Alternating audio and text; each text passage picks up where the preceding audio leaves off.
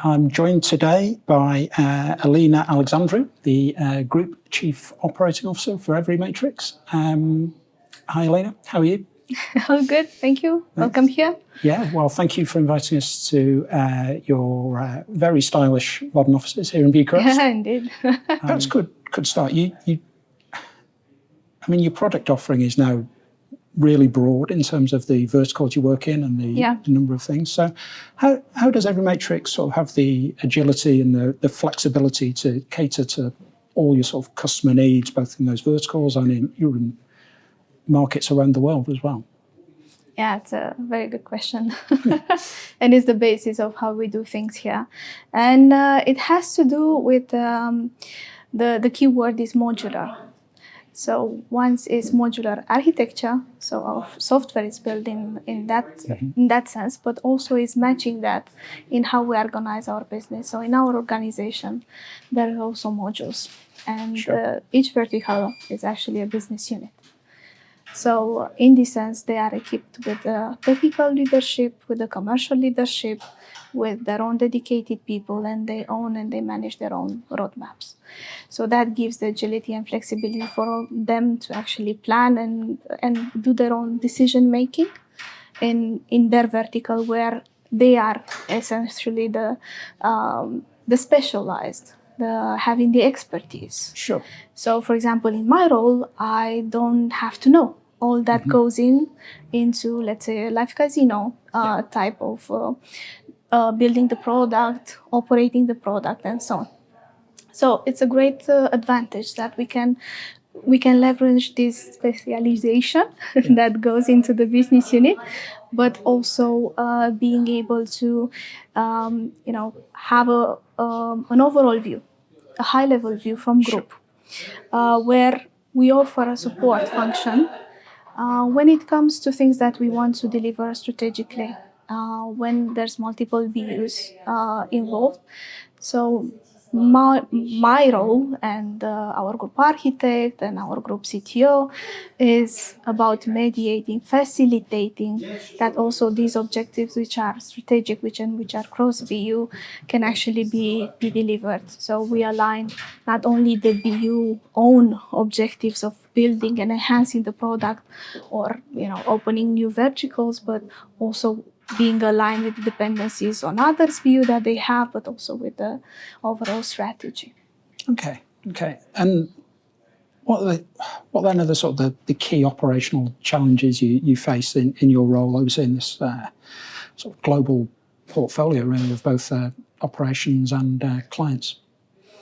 Yeah, well, it has to do with the delivery. So my role is kind of very closely tied with delivery, and I mean, big challenges.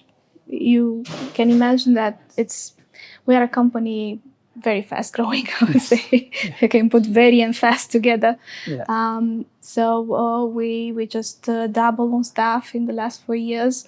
We doubled our transaction count in last year. So it's very fast growing. So it's being able to adapt to that growth rate is definitely a challenge, which lies in the operational area of things. Fortunately, I don't have to manage it all by myself. So each BU and each leader of BU and also in group have their role to play with it. My part is focusing on delivery, in essence, and then the cross BU.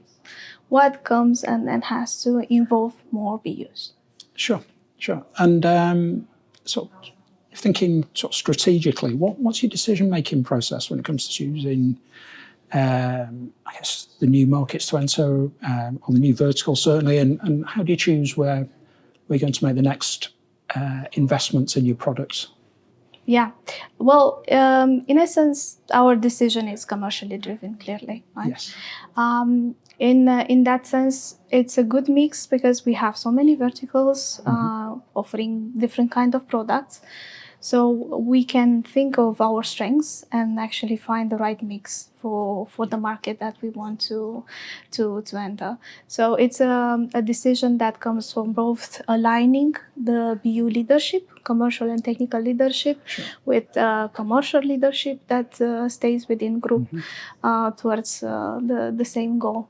And in essence, we have this mix of products that allows us to, try something within the market, see how it goes, and iterate on that. For example, DeepCI as a product is a great example on how we look like entering into a market with a product which is not that heavily regulated. It's much more cost effective to go into a certain market with it. It's just the low cost of actually acquiring or entering a new market, and then the rest can actually follow. For sure, the next after the DeepCI is affiliate, but then there's casino, sports, turnkey with our PAM as well, and the rest can follow. Sure. So is there any conflict between sort of having this really, a lot of products, a big product set, and making them sort of ensuring you keep up the quality across all your technical offerings? I mean, it certainly competes at times, but there's also, like I mentioned earlier, they complement each other, right? Because having various verticals and products enable us to have this mix where we can not necessarily just go with one thing into one market, and if that fails, it fails, and our investment is gone. So we have more flexibility and agility to choose that. So yes, it competes, but it has its advantages. Right. Okay. And then from a technical perspective, this bit of the market that EveryMatrix operates in is really crowded. There are a lot of competitors there. What do you think the difference in your business and culture and your products are from, what sets you apart from everyone else? Yeah, well, it's a great history with EveryMatrix. I've been here quite a while, since 2012, so I kind of managed to keep going well, seeing the company grow, and we definitely entered the new era in 2017 when we delivered North Sea, and then it was quite clear that the right strategy forward was to offer API first or API based products.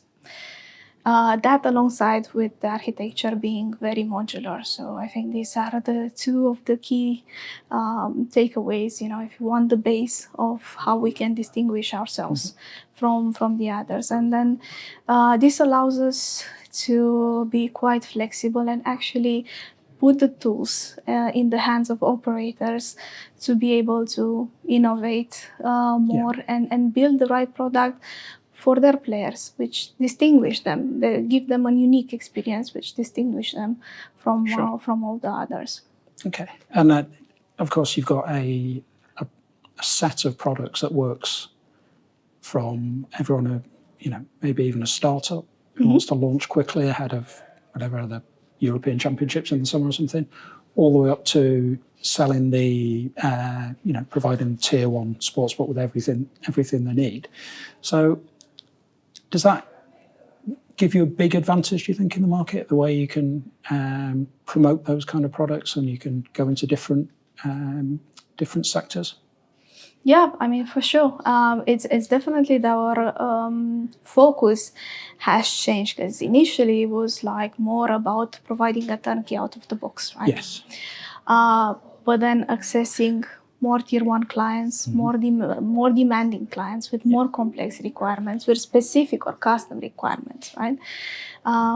Also being able to offer our product as standalone, so they don't have to change their whole PAM, which is a big endeavor for a big company, but actually take whatever product in whatever vertical which is relevant for them in that moment in time that they want to improve or do differently or do better.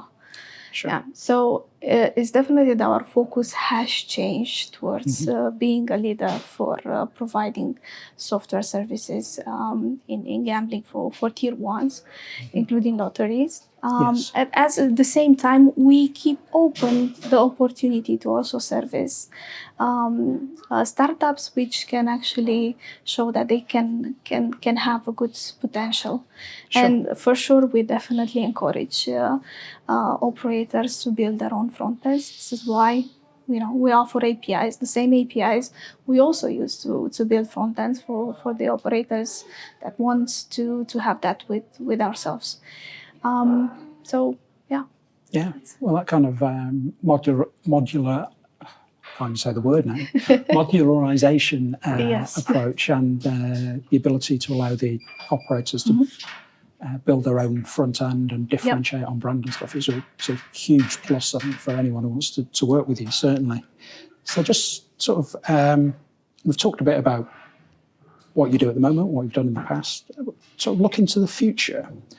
Where do you see the big opportunities for EveryMatrix in sort of medium and long term? And do you already have a strategy in place to take advantage of them? And Yeah. if you do, can you tell us anything about it, of course? Yeah, of course. I Yeah. mean, I already touched upon that in the previous responses as well. Yeah. So you'll not find it as a surprise that we want to stand out Yes. as a software provider for the tier one operators, including lotteries, Yeah. right? So I would say that we have a good strategy, which was already set out back in 2017. Okay. So that's the API first, API driven, modular. Yeah. Yes. So the key thing is to perfect that, iterate and perfect that. Okay. So that's. Okay. And I guess just to finish off, let's perhaps could look at the same question from the reverse angle. Yeah. What are the big challenges? I mean, lots of places are now regulating for the first time, and then in Europe we're seeing almost a second round of regulation, tighter controls coming in for a lot of the operators. What does that mean in sort of practical terms for a tech business like yourself? It is an opportunity, and it can be a threat if you're not prepared. So let's take Germany, for example. It was our biggest market in terms of casino before the heavy regulation. Now it's definitely has a much lower place in our revenue stream. Okay. So the main mitigation, in essence, and the best strategy that companies should take, and we are taking, and we have done so and will continue, is to actually split our revenue base across multiple markets. Sure. That's clear. And of course, we're looking forward to new markets opening up. There are great opportunities in LATAM. Yeah. For example, everyone is talking about LATAM this year. Yes. So it's also a risk that we should be conscious of and take the right measures, which is splitting revenue across. Sure. And is that sort of some of the thinking behind moving into the lottery sector, which you touched on a couple of times and you've done quite successfully over the last 12 months or so? Yeah, for sure. Lottery is definitely a vertical that we're looking to kind of build more, get more clients, and actually build more tools for them to manage the business better. I mean, there are some of them might be, accustomed to more heavy processes, heavy platforms. Yes. They might be accustomed to having the platform offers to them as a product. And they might be finding very hard or challenging to operate such. Yes. And with markets opening up, with giving more freedom to lotteries, with the overall context of being on the internet, being online, having to offer also players a good experience across channels. They also have to, upscale their innovation. So they are seeking for platforms like ours, for services like ours that they can adapt, that we can offer service, software as a service. So we just don't hand out things and leave it to to run through. We maintain, we update. Yeah, so we stay involved throughout the whole cycle of from development to deployment and then further updates. And I think they appreciate that with us offering that flexibility to them to innovate. Sure. Okay. Well, thank you very much for taking time to speak to us, and thanks again for inviting us here to Bucharest. Nice to have you here.